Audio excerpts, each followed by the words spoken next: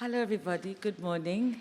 Thank you so much for joining us in this intimate session on the motivations of writing. My name is Pumelela Nqelenga, and I'll be holding this session. I'd like to just quickly welcome my wonderful, talented guests on here today, and we'll be going on with the discussion, but I'll explain further.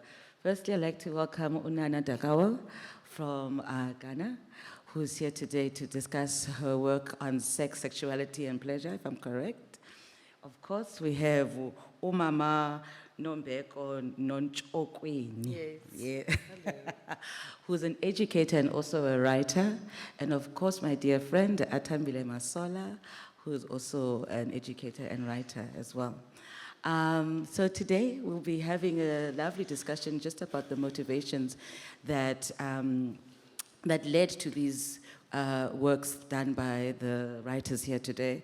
We will spend a couple of minutes, I'll say about 30 to 40 minutes, if that's okay, discussing and the motivations, and then we'll have an opportunity for us to be in communication with you and have a lovely dialogue as well. So if you have any questions, please just jot them down and I will point at you and you can join us. So let's just go ahead. Dana, I suppose my first question to you is, what motivated, or what context, I suppose, motivated the work that you are doing on sex, pleasure, and and sexuality in your work? So I think it was like December 2008. I was 29, about to turn 30. And I and a group of girlfriends from different parts of the continent went on holiday in Ghana. We went to the western region of the country, an area known as Bayin. I'm sharing all of this detail so you're noting it for your future travel. And we were on the beach, you know, in our swimsuits, drinking cocktails. And the conversation would turn to sex over and over again. But it felt to me like the tenor of the conversation was different. It felt to me like people were being very open, honest, non-judgmental, talking about their desires, their fantasies, the experiences they'd had, the experiences they'd like to have. And as somebody who had previously been a good girl in a Catholic boarding school, I was like, wow, like this is amazing, you know? And I felt like I hadn't, up until that moment, had that kind of open, frank conversation with other African women. Sure. And for me, it was a bit of a eureka moment. So when I came back to the capital, Accra, I called my best friend, Malaika, who at the time lived in the States, because she had been that one friend that I could like always share, like, you know, who I'm dating, what's going on, you know, and I was like, oh my goodness, I had this amazing experience, and I now want to start a blog about sex and sexuality. And she was like, this was like 2008, she was like, what's a blog? And then she told me that she had been interviewing her grandmother about her experiences of sex with her grandfather. My friend is crazy. You know, and so she was like, I want to write a book about that. And I was like, you know what? Let's do the blog together and later turn it into a book. So that was the inspiration. And once I started blogging about sex, it was just, I mean, for me, it felt incredible. I felt like you never run out of things to write about, you know? It's been like, what, 13, 14 years? I feel like there's always something new to write about. Yeah. And it's just been like the most enjoyable experience. I didn't think it would land me here. I thought, you know, it's just going to be me on my bed typing on my laptop. But that's really what got me into writing about sex, sexuality, and pleasure. And that keeps on motivating you, I suppose. It does. Now I also have a podcast, Yes. Adventures from the Bedrooms of African Women. We have a festival we do once a year around sex, sexualities, and pleasure. Yeah. And the reception, I'm sure some women were thinking this is a little bit taboo to speak about. How has it been in Ghana, for example, with the reception of such a topic? I feel like the reception has been positive. Like, Nice. you know, I thought at the beginning, oh my God, pastors are going to preach about me. Nobody has time for me. Really. You know, I feel like the reception has been positive. Especially from young women, you know, I always have young women come up to me and say something like, you know, your blog has meant so much to me. Conversations I couldn't have with my mom and my auntie. I could come on the blog and there are people I could chat to. So for me, the reception has been, you know, really positive. Nice. Thank you. Thank you. Mama, how are you doing there? I know that you have, your background is in education, and specifically within the rural context in the Eastern Cape. I'm just curious to know how the journey has been and what inspired the journey to go to your book, Unobuntu. Thank you. I'm a rural girl. I grew up in Willowvale, in the most remotest corners of this world. I think you cannot imagine. And then I grew up, when I got married to Engcobo, another rural area. And when I first taught, I was teaching in another rural area. So it's my journey. But exactly what made me to pick up my pen and my writing pad was out of the loss of my very first precious baby, Unobuntu. Hence the name of the book is called Unobuntu. It was a way of releasing out, that excruciating pain that I had no one that I can share with, in the way I wanted not to be judged, and in the way that I could feel that I've taken the pain, that heart to heart, with my paper and with my pen. So that's what really made me to pick up a pen. I was recording the pain that I had, and I was recording history that has happened, and it was also like something that has happened in the way it was conducted. Sure. It even left much more pain other than releasing the pain. So the pen and my paper was a way of really talking, and that's why that book is for, specifically and particularly, yes, it's for diverse audience, but particularly for women or mothers who have gone through that profound pain of losing their loved ones, their children, because to me, there is nothing that is as painful as bearing your own child that you have carried over those months, that you have carried, that you have become the only person. You know your baby before any other person. Get to know your baby. You talk, you bond with that baby. So to you, when she's 8 months, she's a full, complete human being. So that's what initiated, that's what gave birth to Unobuntu. And how has it been so far, now that you've published the book? How have you been grappling with the lovely reception of the book itself? And I love the fact that it's also written in isiXhosa. Hopefully it will be translated, who knows. How have you been received? Yes, thank you. The book is already being translated into English, so it will be there very soon. Yeah, the reception is so good. The feedback that you receive from people that know you, the people that read the book, and you become amazed to find out, hi, Bo, am I a writer?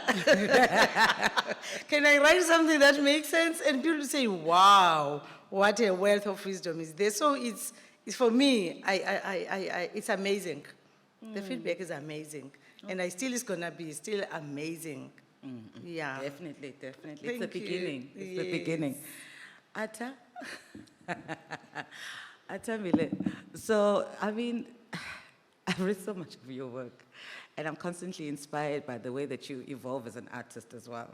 I know with your work with Funono Jabavo and the way that you've archived Msebenzi wakhe, her work there, I'd just like to know your journeys, because you arrive in these works, I suppose, in a different way, in multiple ways. Can you just share with me just the inspiration and, suppose, the motivations when it comes to your particular work? Oh my goodness, excuse me. Thanks, Push. Morning, everyone. I guess it's ever evolving, actually, I've realized. I'm often surprised even by the work that I've been able to do. So, small example, like if you had told me 10 years ago that I would publish poetry in isiXhosa, I would have laughed at you. Push and I went to school together, so she knows me from like when we were 11 years old and we were having issues about like speaking English and isiXhosa in a school that says you're not allowed to speak isiXhosa during the day. So that part is a complete surprise for me. Like I would have never believed that I would be that person. And I guess that comes about through, there are all these threads where this work kind of finds you, and there's something beautiful about poetry that finds you when you least expect it, like a poem comes when you're driving a car, and you're like, oh my God, I need to record it because this feels like a poem or something. Some of them are dreams, some of them are experiences, some of them are things that I hear. So there's that kind of paying attention to the creativity and being like, oh, this is actually a poem, let me follow this, and that's completely taken me by surprise.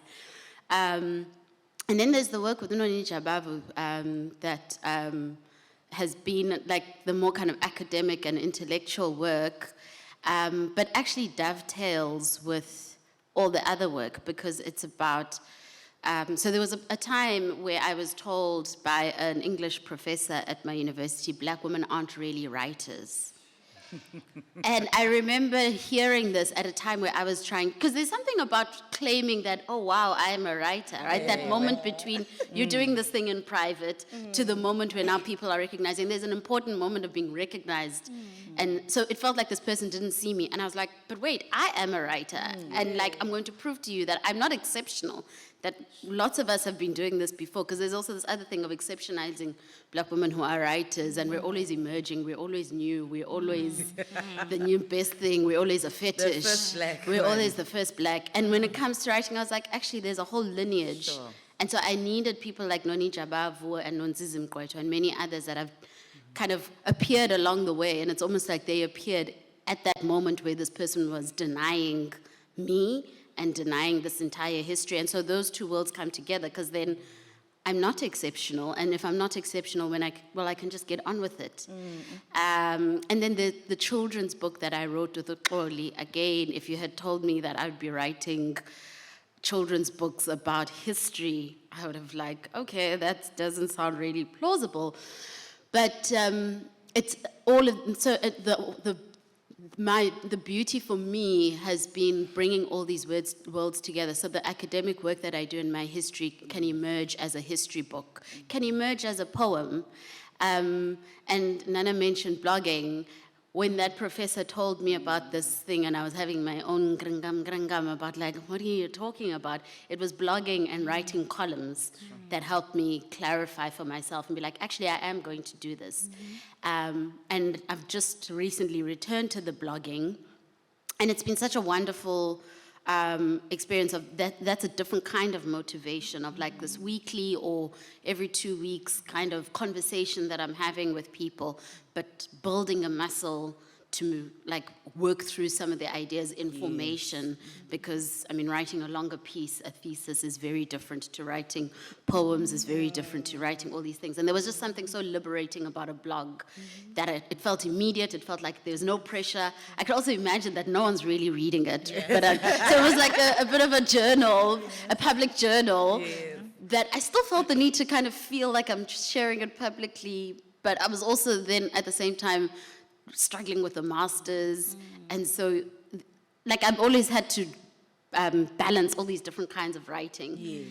And so the motivation is also that, because that's part of the creativity, like not having one voice. I enjoy that I can write poetry, I enjoy that I can write children's books, I can write columns, I can write blogs, I can write all of those things, because like as an artist you can have like a buffet to choose from. So that's another motivation of like, what are the limits of the things that I can do with this writing? Sure. Mama Nombeko, I thought did you want to say something? Oh yes, when you said, somebody told you that you can't write, what I've learned in my journey and in the journey is that, this process, this writing thing, this creativity is in our nature as blacks. Growing up, my grandmother, when we were usually around the fire, Yes. we were so poor, Mosne. And when we were going to have eggs, we have to have that eggs, and on the, on the lid of the Xhosa pot, the three-legged pot. Yes, I see. And then, when we were children, we were excited because we were going to eat eggs on that day. So it used to be a nice thing. My grandmother would tell us stories.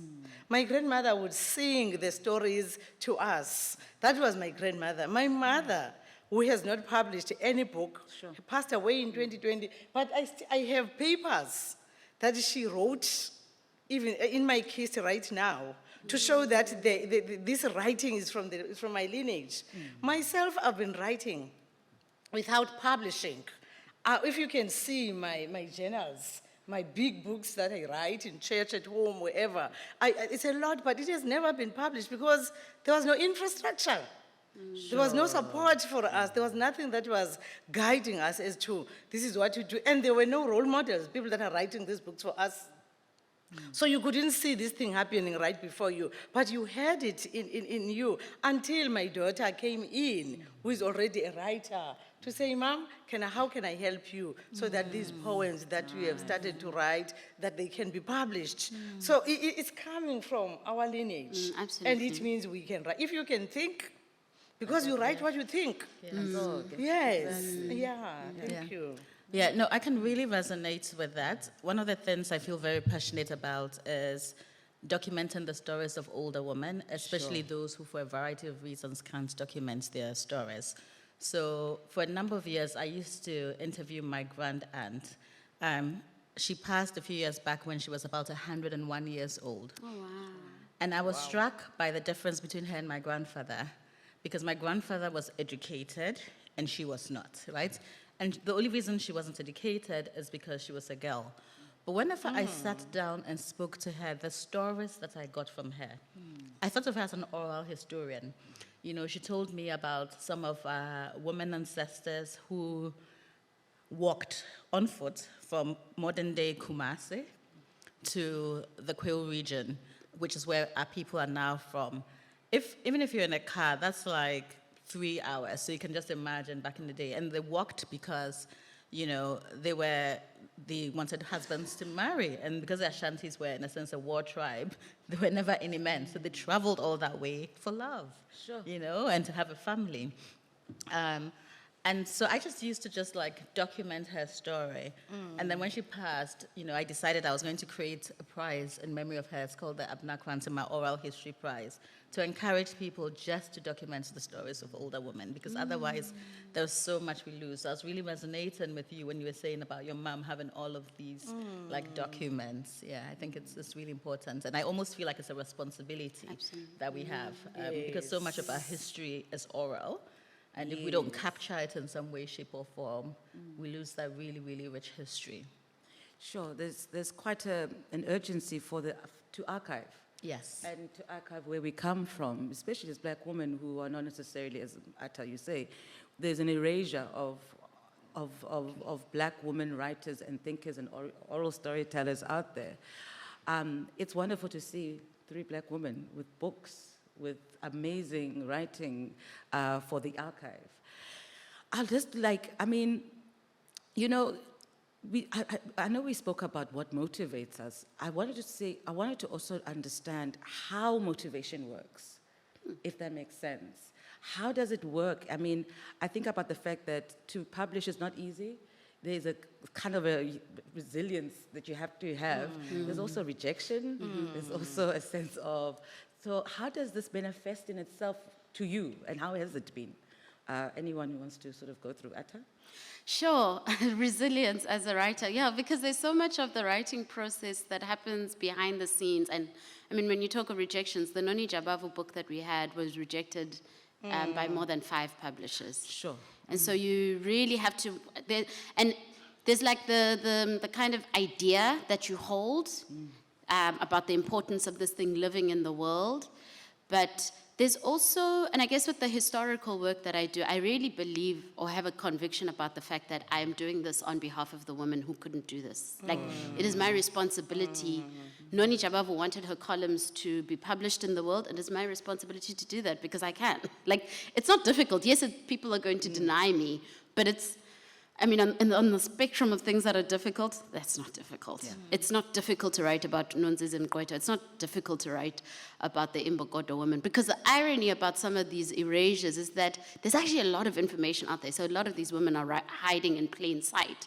Sure. The job is for people like me to make ourselves available, to then put meaning to some of this archival work. So there's a resilience and there's like, yes, there are the challenges, but I've come to realize like my life is not that it's not difficult. Like I don't find it, I mean, I can just like be in my room and I start a blog. It wasn't difficult at all. And perhaps it is that thing of like, you know, we are our ancestors' dreams. And it is, I genuinely believe I have a sense of duty to that. And perhaps it's the way that I was brought up. And it's not so much that's the only reason that I write. I mean, there's the kind of, I also just write for the joy of it, the creativity of it. But maybe I'll read a poem to kind of, the how motivation works for me. And it's a poem that tries to capture, it's called Imbali, which is history. And it's actually the very first word is write yourself. But I'll paraphrase it at the end. Zibhale, kodwa ungabhali esandini, hleze uhambe namanzi olwandle. Zibhale, kodwa ungabhali emthini, hleze bawugawule okanye bawutshise. Zibhale, kodwa ungazibhali ngamafu, hleze abaleke nomoya okanye abe yimvula. Zibhale, kodwa ungabhali ngembola nodaka, zona zihlambeka lula ngamanzi. Zibhale ngesiqu sakho, abo banamehlo bakubone.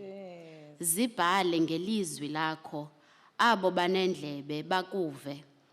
Zibhale ngeenyawo zakho, abo bafunayo bakulandele. Zibhale ngobuqu bakho, bungaze buvuthululwe njengothuli.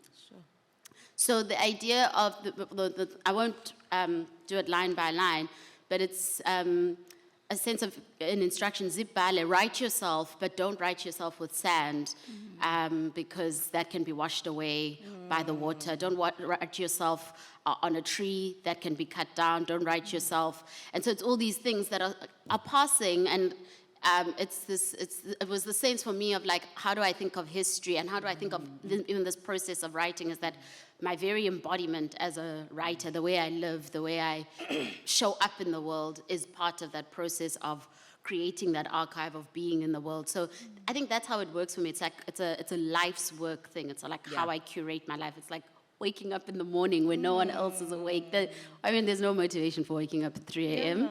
Absolutely none, just to write. But I know that that's my best time, and I'll do it because that's what I do.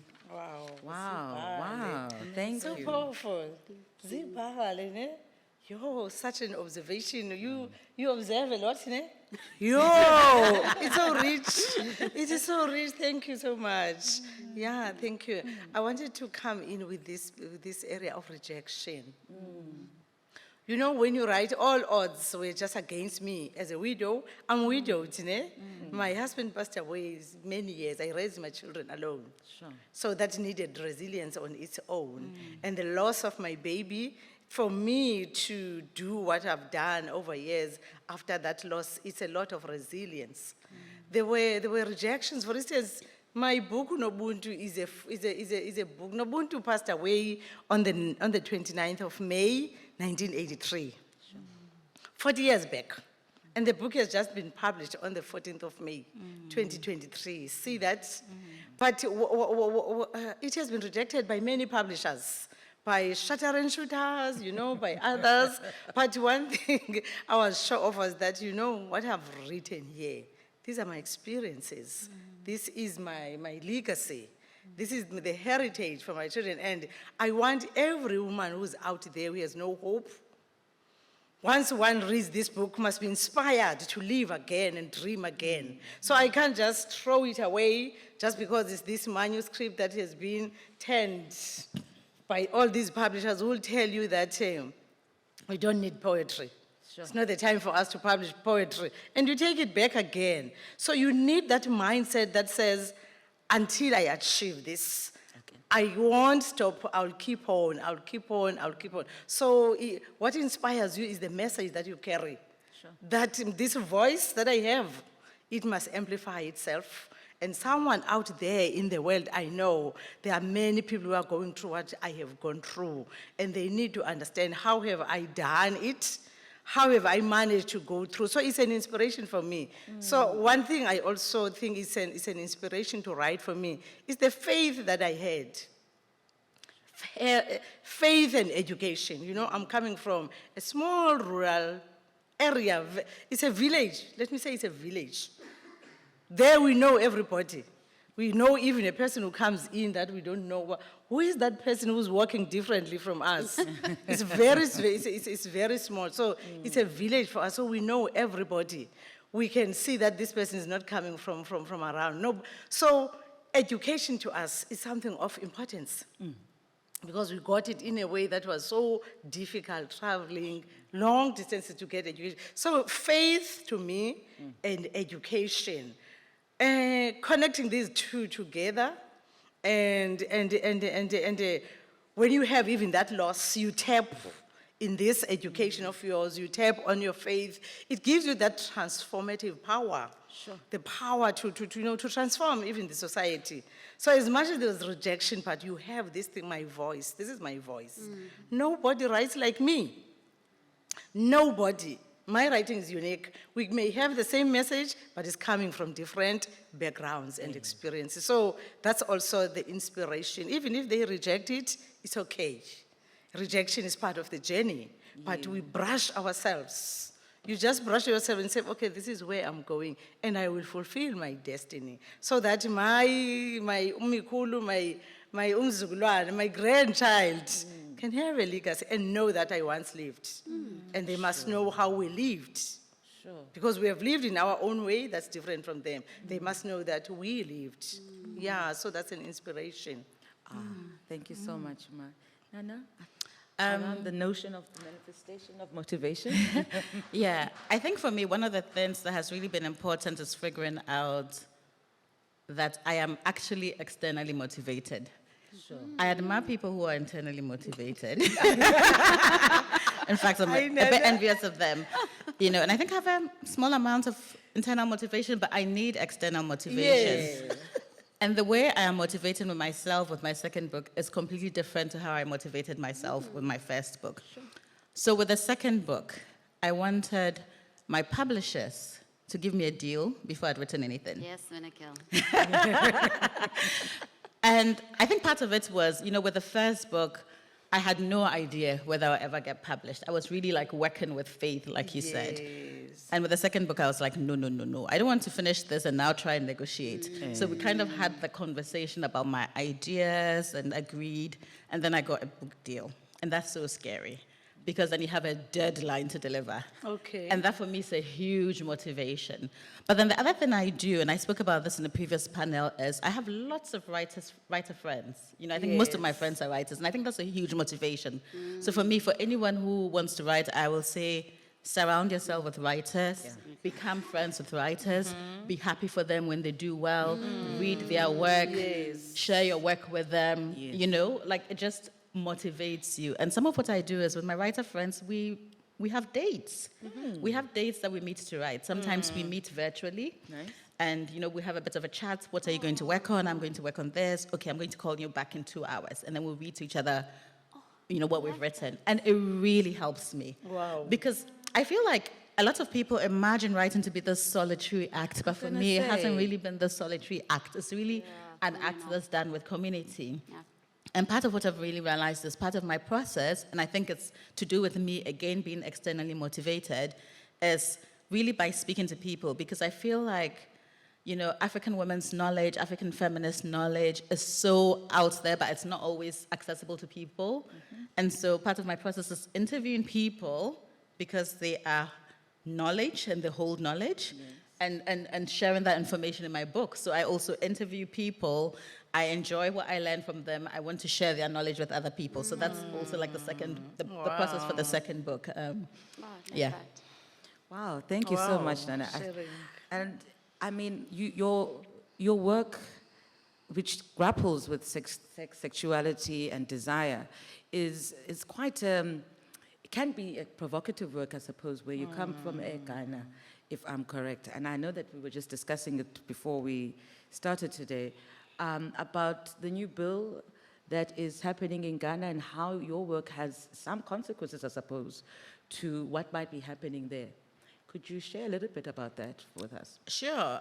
So just some context for people who may not already know. A few years ago, a number of MPs put together a private member's bill. It's got a really long name, something family values. Whenever anybody says anything family values, you know it's something bad that's coming. But it's basically a bill which has been described as the worst anti-gay bill in the world. It seeks to ban people from identifying as anyone on the LGBTQIA+ spectrum. It seeks to ban health services and any kind of support services for queer people. It bans advocating for the rights of queer people. It seeks to imprison people who refuse conversion therapy. I mean, it's so bad, it's mind-boggling, you know? And of course, you know, these MPs have been supported by far-right American evangelists. So that's the background. The bill has gone through a second reading in Parliament. I think at the beginning, I was kind of hopeful it wouldn't pass because there was actually strong resistance, which we hadn't expected from human rights lawyers, you know, prominent feminist academics. For me, that has been like so reassuring, you know, because that generation is a generation of older Ghanaians that a lot of people saw as conservative, who previously people felt never spoke up in support of queer rights, but really they came out in full force and have been resisting this bill.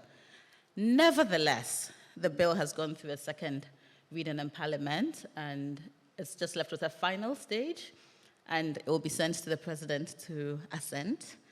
And so for me, like, that's really scary.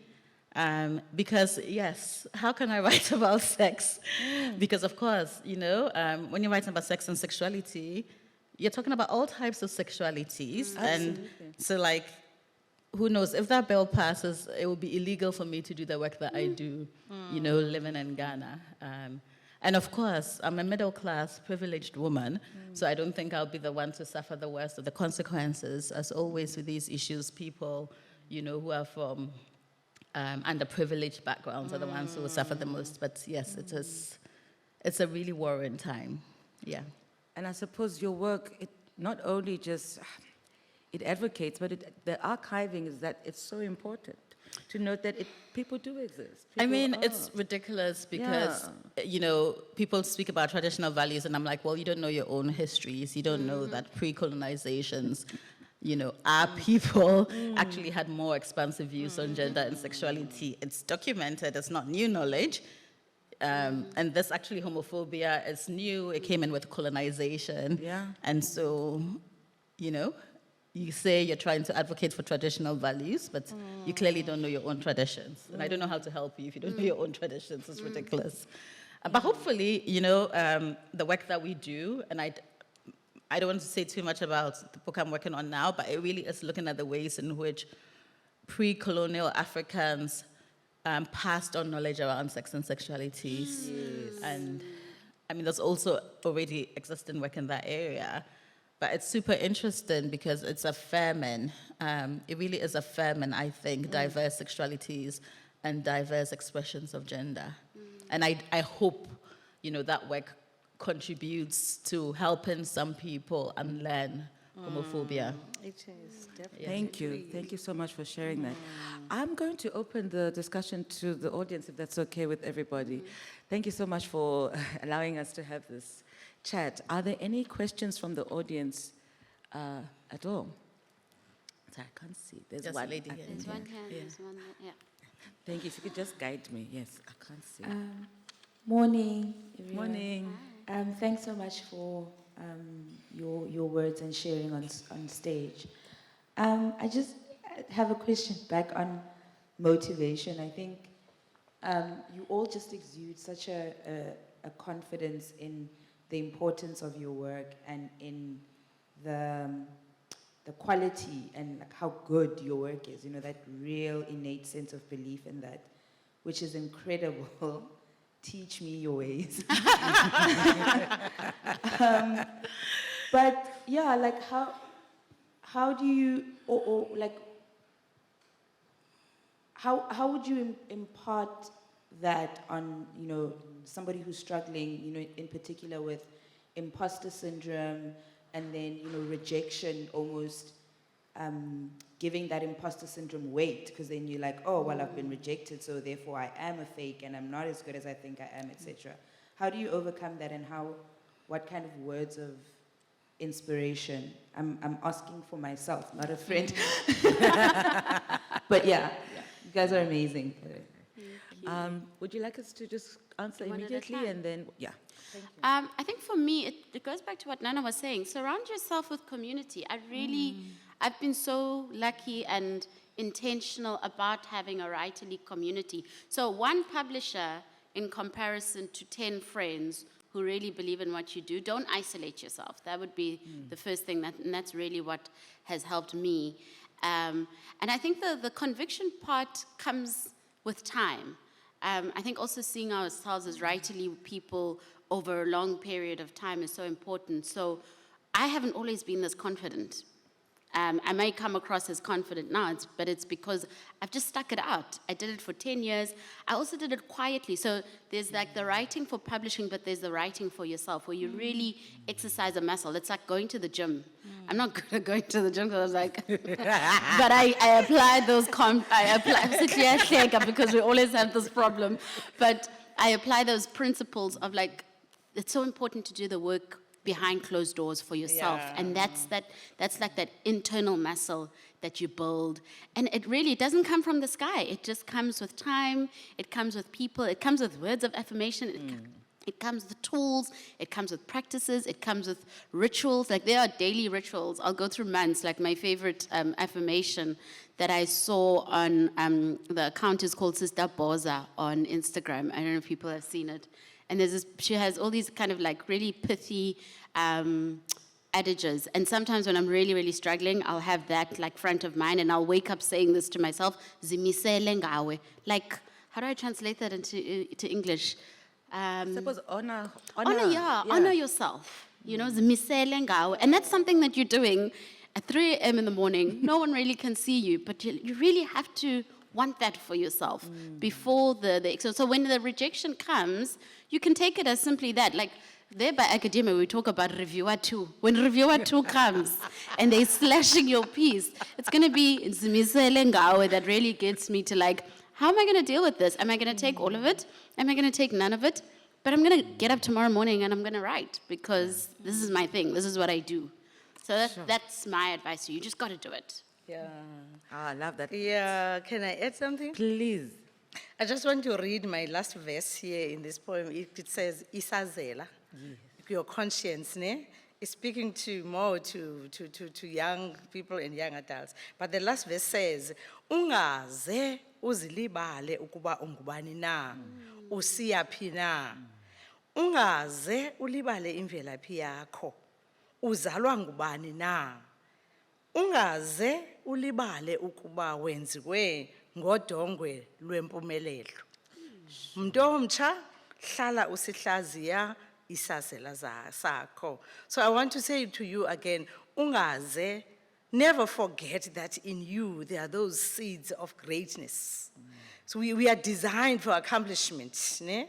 So there's that greatness, there is that growth that you need to do inside. The seeds that are within you, you need to grow them. Ne? This resilience that she's talking about. How do you grow those seeds? Believing in yourself that I can write. Feeding yourself with that belief. Feeding yourself with reading. Reading other people's work and see how they write, what is their style. Because for me, my literal luminaries, I'm a Xhosa, I've taught Xhosa. So I learned a lot from people like S.E.K. Mqhayi, Ukuchona Kukamendi, you know, from people like Professor S.S. Hacho, analyzing poetry, general literature, people like J.J.R. Jolobe. So you feed yourself and you read more about other people's work. As she has already mentioned, that you surround yourself with the people that are, that think the same way with you, that are also writers. Also build your self-worth. Rejection will always be there. You have heard us saying our poems are coming from these 10 years. Unobuntu took 40 years. Sure. Can you imagine? But in resilience, you need that inner work because a lot of work is done really behind the scene. And writing is a skill. So you need to practice writing. Practice, practice, practice. It will make you to be perfect and be convicted that you are a writer. You will publish your book. Thank you. I don't know, Anna, if you want to add on to I do. I think part of how you deal with imposter syndrome is working on your craft. And part of what, like for me, was really fundamental was attending writing workshops.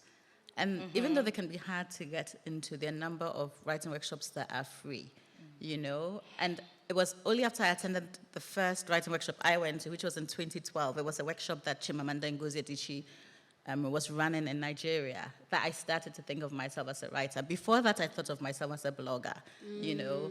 But then I was taught skills, how to describe somebody such that they stand out from a crowd. You know, then in 2014, I did the Femme Rights residency. Some of you may have seen Hilda on previous panels. And again, you know, that was a space where, because there's a skill to writing, you know, there's a skill to describing people, it's important to learn how to, you know, use metaphors. There are also a number of free online writing workshops. Yeah. I found the IOWA writing workshops very, very, very helpful. You know, because the reality is the more you do it, like you've all been saying, the better you become. And for me, going to writing workshops, especially at the beginning, just made me a bit more confident. And as you continue writing, you become a better writer. Yeah. I firmly believe I'm a better writer now than when I wrote my first book. And that's just because I've kept at it. So practice the skill. It will help you feel better about yourself, and it'll help your process and your writing improve. Thank you, thank you. I think there was a question. Yeah. That's No. not on me. No, try again. Maybe you'll come. Try again. Hello? Yeah. Okay. Hello. So I just wanted to say I'm not sure what I was expecting when I got here, but it wasn't this profound discussion. It has really affected me, and I'm so grateful for being in this space today. I love how you all have spoken about the importance of oral history and capturing it on paper, because I feel like that's something, that's like you were saying, so much of that is erased, and I just love being here. But I wanted to ask, have you tagged that professor that said that you're not a writer in all your work? No. And if you haven't, I would suggest please do that. Well, Thank you so much. Thank you. We had a launch at the institution where he used to work. I don't really know if he really cares, but the work is out there. But yeah, maybe I should. Thank you so much. I think there's another question. Hi, hello everyone. Thank you for today's session. I have a question, but it's gonna come through in a roundabout way, so please stay with me. So I was having a conversation with a friend a couple of weeks ago around the distinction in saying that a language is your first language, right? Sure. Growing up in an immigrant Nigerian family where we grew up speaking English, so I can go to academic institutions and say, yes, English is my first language, but it's not necessarily the language of my thought and my gut that I inherited from my mother, for example. We speak English in the household, but in the mannerisms, in the rhythms, in, you know, kind of the innate way that your mother thinks before she translates in English, you also inherit that. And then I found that when I entered the academic kind of institution, where, especially university, where your writing now becomes the thing that you have to do as a social science or humanities student. There's also a long, I don't know if a lot of people are probably familiar with the debate around, you know, first language, you know, first English speaking people writing essays, creating accommodations for non-first language English speaking students to write essays in their first language. But basically, I'm just trying to say, how, if any of you have encountered, kind of like worked around the unlearning of this idea of writing accessibly in a language that's first, but still foreign. right? Because I think for me, what I struggle with is having learned a lot of my writing skills or practiced my writing as a social science student. It's still heavily academic and inaccessible. And then when I write something that I feel very passionate about, I often pull from that tradition, and it doesn't reflect me to me, right? It's my writing, and I have the thoughts on paper, but I still feel so disconnected from it. And so there's a heavy unlearning that I'm constantly grappling with, where I need to find my confidence in, I'm a great writer, yes, but this first language English writing doesn't necessarily reflect me. But still, in my household, I speak English to my mother and have never really learned how to speak our kind of traditional Yoruba language. So I can't borrow from that language either to become this very powerful, confident Yoruba writing. So now I'm in kind of like a weird limbo space. And so I'm wondering if this experience has been anything that any of you've grappled with. And in that, when you're writing in English, are you also thinking about the accessibility of the words, of the writing, and has there been an unlearning for us as like African women from specific backgrounds in communicating or conveying the language, the topics or the important arguments that you're making? Thank you. Yeah, Thank you so much. Yeah, I'm so, that's like such a juicy question. It's like the story of my life. Sure. And it's interesting because I straddle two conflicts from what you shared. There's the conflict of this English, and there's the conflict of isiXhosa for me. And so when I said earlier that, anyone who grew up with me would have laughed if I had written in isiXhosa, one of the things I had to claim was that this is the only isiXhosa I have. I do not have Sekyiamah isiXhosa. I do not have Nonshokweni isiXhosa. I do not have that kind of Xhosa, but this is the one that I have. And actually, that's what I'm going to write. And that completely changed my world. Sure. Because all of a sudden, I don't have to explain too much. I don't have to explain myself. I'm literally, and what it was also like claiming the voice. And I'm going to read a poem that unlatched that for me. And when I shared it with a friend, it was the first poem. She said, "You're a closeted poet." I was like, oh my God, what? And then it was like the motivation that led me to be like, oh, I can publish these poems, because part of the problem with writing in isiXhosa, because of the history of how it happened and this kind of control around how it should be done and the grammarization of it.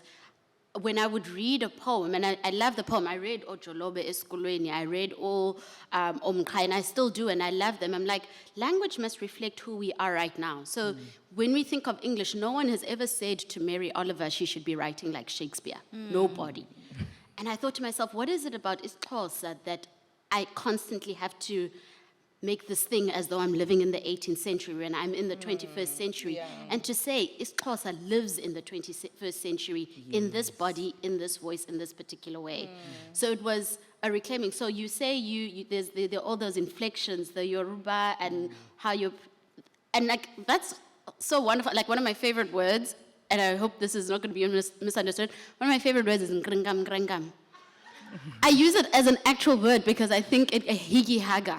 It's like my favorite expressions, because that's like the perfect example of how, as Africans, we've been so creative with creating new words. And I think in your position, you have the opportunity to create something new that speaks exactly to you. So you don't have to suspend the English. Work with it in a way that works for you, but claim your thing. And the poem that I wrote, it's called Coconut. How original.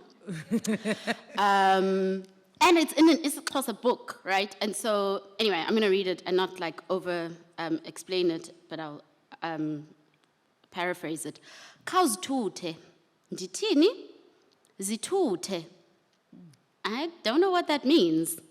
Awukwazi ukuzithutha. I don't know what that means. Iziduko zakho zitheni? Zithini?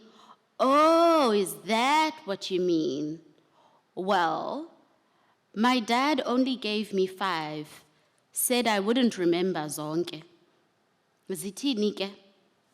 Namgcina, Nokwindla, Pumelela Nqelenga. Forgot the last one. Yelushe? Maybe? And it's from an actual incident that happened where people ask me for these family names, and there was a time in my life where I couldn't rattle them off, and there's that pressure where, yeah, I must go now and introduce myself with my clan names. I must be able to do this.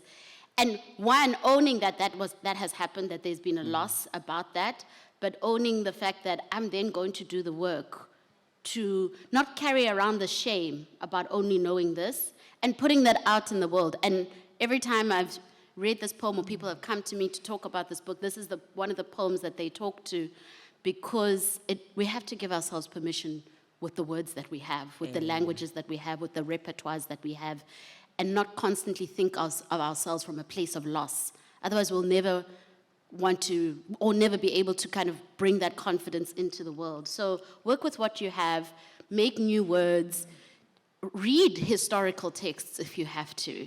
You know, one of my favorite things is reading the isiXhosa Bible as a literary text, because it's just poetry. It is. And it's just, it's difficult, but it does something to me in terms of bringing back some of those words that I have lost or I don't use every single day. But you're not alone in that, and keep working at it. And English is not the be-all and end-all. Sure. Wow, thank you. Thank you for that. Thank you. Maybe to add a little bit to Please. what Atta has shared, I just want to say every cloud has got its own silver lining. There are advantages of you being raised in the way you have been raised. Absolutely. Without those foundations of English, there are advantages that are only yours. So I would say value what you have. Just be bold and be confident and take your message in the way you feel comfortable and in the way you feel that people will receive your message. You are who you are because you've been shaped in that way. Deal with that, whether you unlearn or relearn, there's nothing wrong with that. Just value what you have, use it to your own advantage. Because if things are in the foundations, it's very difficult to take it away. It's your foundation, it has shaped who you are. You are who you are, there's nothing wrong with that. You are good, you are great. Use what you have with the little that you have to your own advantage. Thank you. Sure. Nana, do you want to add to this? Yeah, I'm happy to. You know, I think of English also as an African language. Absolutely. We're Africans and we speak English. And we've also created and contributed to this language. And we need to use it in a way that also serves us, right? So I think don't feel any guilt for being who you are. Yeah. Use English in the ways that you want to use it. I hear you around your academic trade, and sometimes makes you feel disconnected from your own words. Sure. So, you know, I'd encourage you to obviously find a way to feel connected to your work. And when you feel connected to your work, you will know. But one tip I got from the first writing workshop I attended, which really changed everything for me, was why purchase when you can buy? Why? Oh, why purchase when you can buy? You can buy something or you can purchase it. Purchase is like fucking up your head. You're like, what's that? But buying is so simple. So always go for the simple words, you know? I feel like, especially when we've been brought up in particular ways, we want to show off how much English we can speak. And all these big words. Always use the small words. They'll connect more with people. Yeah, and trust the register. Suppose that you are listening. when you can Your buy. mother's register is saying something as well. And that, I suppose, that dissonance is something that can be quite special. I don't know if there's one more. I think we have one more question or one more comment out there. Can't see, I do apologize. Anyone? Yes. I think there's one up there. Oh, shape, yeah. I'm correct? There's one at the back in the red hat. Quick one. Sorry, that was way too close to her. Osnana, when are you hosting a writing workshop that we can attend? Nana. I have actually hosted an online writing workshop before. Myself and the author of Pasta Pig Food, Frances Mensah Williams, she's a British Ghanaian writer. We actually developed an online workshop which we called, what did we call it? Like how to get from an idea to publishing. So we did that once, and it's a package that already exists, and the idea was to like make it available online and to run it from time to time. We haven't yet done the second one. I think in terms of like my own external motivations, I'm like, finish the second book before you go back to some of these other things. But follow me online and you know when I run my next writing workshop. Thank you. I think there was one more at the back. Am I correct? No. Hi, everyone. Hello. So my question is, on your writing process, do you consider who are you writing for, or is the question, who am I writing this book for, has any bearing in terms of how you tell the story, the person that you're going to be writing the story in? Thank you. Thank you so much for the question. Anyone wants to answer the who I are you write writing for myself. Okay. Yeah, I write for myself. Even the academic writing, I always write for myself. People are a bonus, and that's the only existential way. Otherwise, I'll always be filtering. I'll always be thinking about, oh, but this, oh, but that. So first few drafts, I'm purely writing for myself, and then obviously I've got genre in mind already. Am I writing an essay, am I writing a blog, or am I writing an academic piece? But I am always writing for myself. And then by the time the comments come, I have a sense of, nope, that's not what I'm saying, but thank you for this.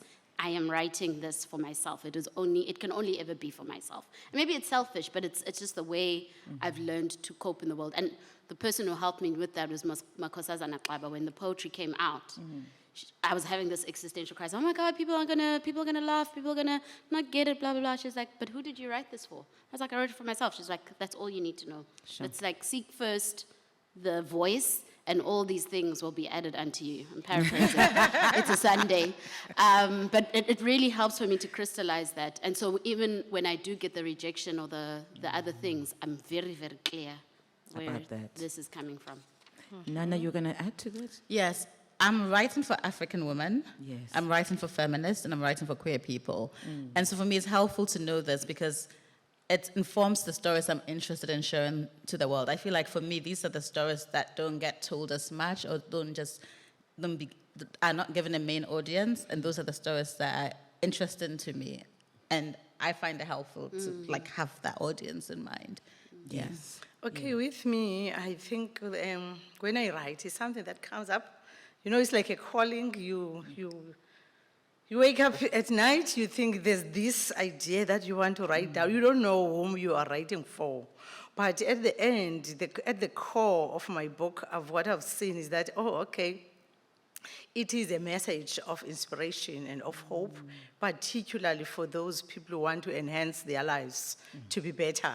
So that means now there is no specific target audience, although because of my experience of my life as a teacher in rural area, it delves more again on equipping and on shaping and nourishing people who want to become. You see, so, but at the beginning, I never say I'm writing for this one. It's whatever, when it comes at my, when I feel like, hey, I'm so concerned about this, I just take the pen, I want to, I just write it down. But when I looked at it, it has got 4 segments now. I look at it, okay, this one is more about the wisdom of life for young, for youth, and what. This one is more about work that I've done when I'm rolling my sleeves into the classroom and to the teachers. And also the third one, I can see that this one now is about my love for nature. You know, how I love nature, and that one is about the world. But it was never like, I'm writing this for this one, for this audience. But at the end of the day, there is an audience out there that is waiting for your book. And they will show up for themselves. And to trust that, there is an audience for your book. I'd like to leave it there, ladies and gentlemen. Thank you so much to my guests today. Yeah. And thank you to our amazing facilitator. So flexible. Thank you so much. And of course, thank you to the Open Book Festival for hosting us today. I thank you. Thanks, everyone. Thank you.